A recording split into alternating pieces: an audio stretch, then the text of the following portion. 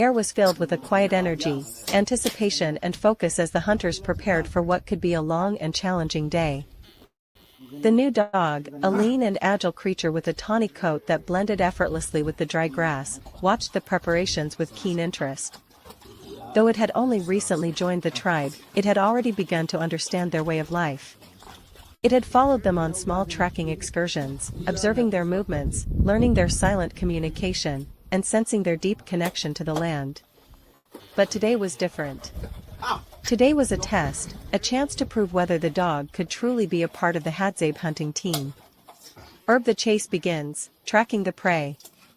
The hunters moved swiftly but silently through the bush, their bare feet barely making a sound on the dry earth. Their eyes scanned the ground, searching for fresh animal tracks. The dog followed closely, its ears pricked and nose twitching as it sniffed the air, sensing something unseen. Suddenly, one of the hunters crouched low and pointed to a faint set of hoofprints in the dirt. An impala had passed through recently.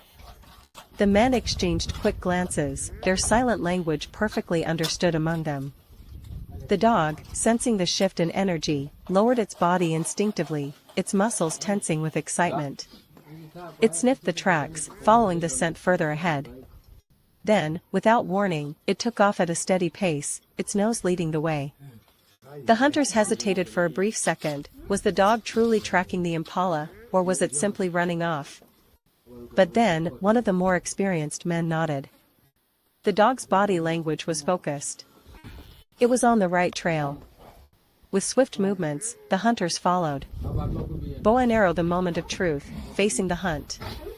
The sun climbed higher, casting long shadows over the dry grass. The chase had led them deep into the wilderness, where the sounds of birds and rustling leaves filled the air.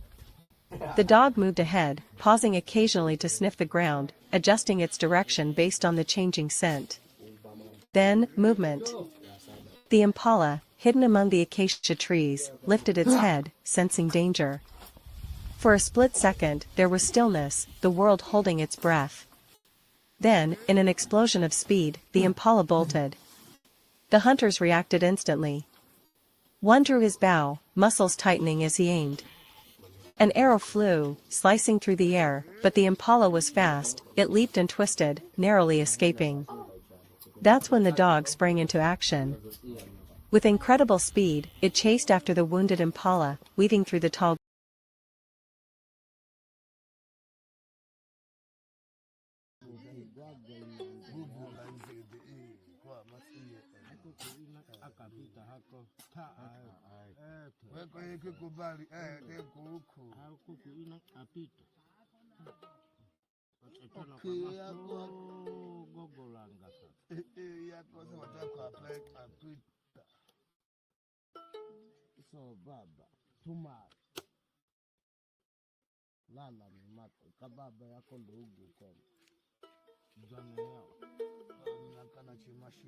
The first rays of the sun painted the savanna in golden hues as Shaba moved silently through the bush. His bow rested lightly in his hand, an arrow nocked, his sharp eyes scanning the land for movement. The morning hunt had been fruitful, a small antelope lay slung over his shoulder, its weight a welcome burden. Today, his son would eat well. As he approached the camp, the familiar scent of burning wood and earth greeted him. His heart, however, carried an unfamiliar heaviness. He was used to solitude, to the quiet bond between himself and his son. But the absence of a woman, a partner to share the burdens and the joys, left an ache that not even the beauty of the rising sun could soothe. Loneliness had become his silent companion, whispering in the wind, gnawing at the edges of his soul. He longed for laughter, for the gentle touch of a woman's hand, for the comfort of another's presence by the fire at night. Then, he saw her. A woman, unlike any he had ever known, stood in the heart of the camp. Her skin was pale, like the full moon, her hair the color of dry grass under the sun. She wore clothes strange to his eyes, and her gaze held a mixture of curiosity and wonder as she looked around. Shaba felt his breath catch in his throat. It was as if the spirits had heard his longing and answered him in the most unexpected way. Her name was Sarah. She had come from a distant place, across the great waters, to see his people, to learn their ways. The Hadzabe bush tribe welcomed her presence, speaking to her in slow words and gestures. But Shaba? He could not speak. His tongue, so skilled in the calls of the hunt, failed him now. His son ran to him, giggling, pulling at his hand, but Shaba barely noticed. His world had shifted. A storm of emotions churned within him: hope, fear, desire. He had spent years without a woman's voice in his life, without the warmth of another by his side. And now, in a single moment, he knew he was lost in her. Sarah.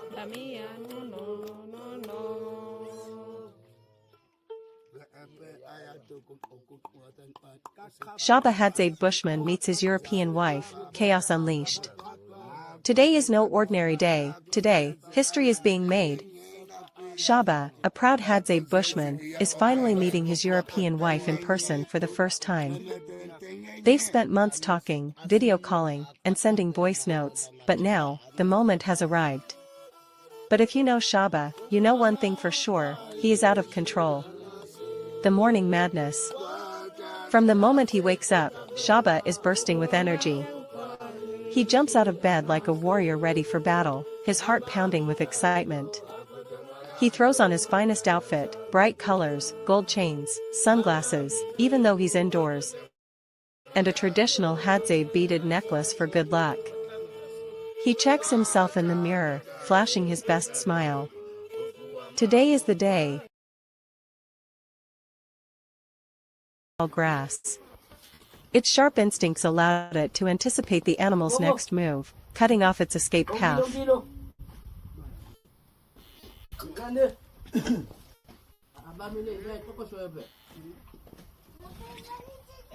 The hunters ran after them, following the sound of pounding hooves and rustling leaves.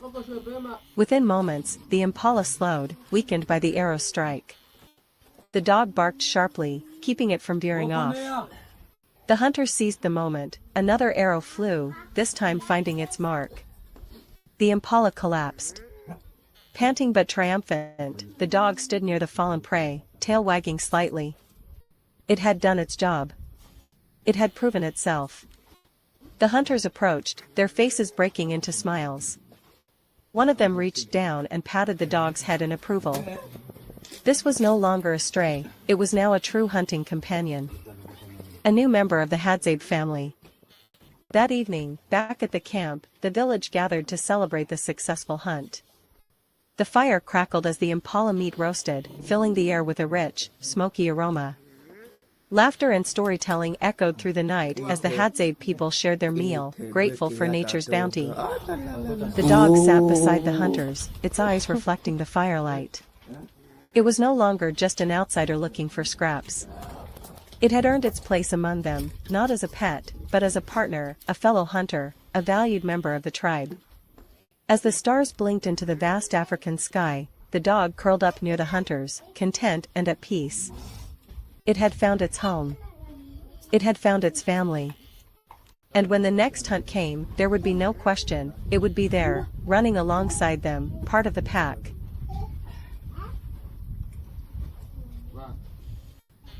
The Hadzabe's new dog finds a friend. Since the day the new dog had joined the Hadzabe tribe, it had proven itself as a skilled hunter and earned its place among the people. No longer a wandering stray, it had become a trusted companion, running alongside the hunters through the African bush. But something was still missing. Even with the warmth of the tribe's companionship, the dog remained somewhat alone. It had no other four-legged friend, no other animal to play with, to share the long days with, to rest beside when the night fell. That was about to change. A mysterious visitor.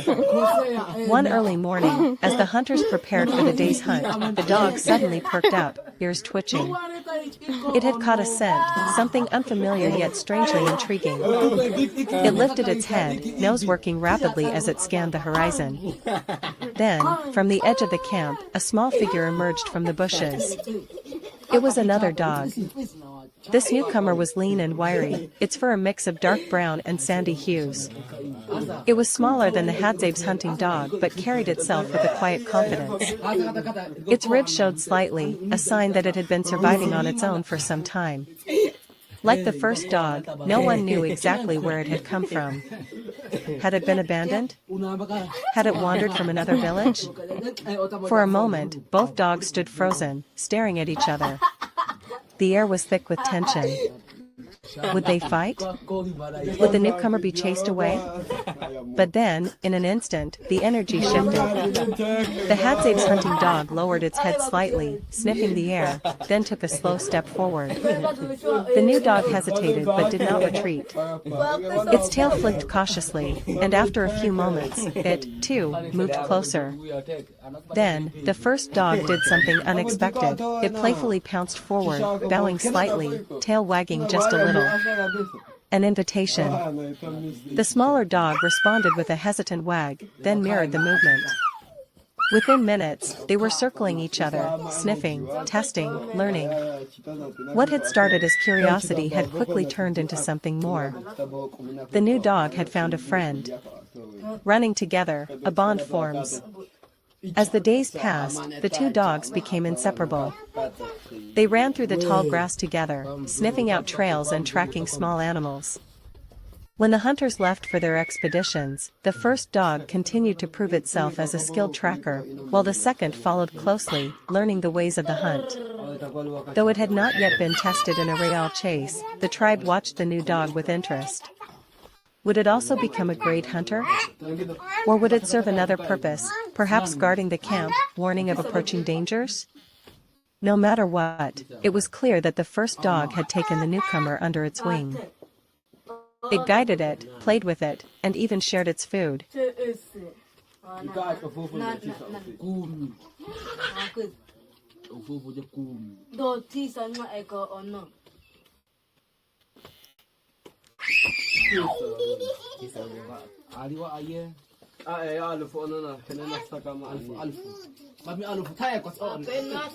At night, instead of curling up alone near the hunters, the first dog now had a companion by its side. The two would lie together, their bodies pressed close for warmth, their breathing slow and steady beneath the vast African sky. The tribe's approval. The Hadzabe people watched the growing friendship with quiet amusement. They had long understood the importance of companionship, not just among humans, but in the animal world, too. A lone hunter could survive, but a group was always stronger. One evening, an elder chuckled as he observed the two dogs playing near the fire. "Even the best hunter needs a friend," he said, nodding in approval. The tribe had accepted the first dog as one of their own, and now, they welcomed the second as well. Two dogs, once lost and alone, had found not just a home, but each other. And in the heart of the African wilderness, among the Hadzabe hunters, their bond would only grow stronger with time.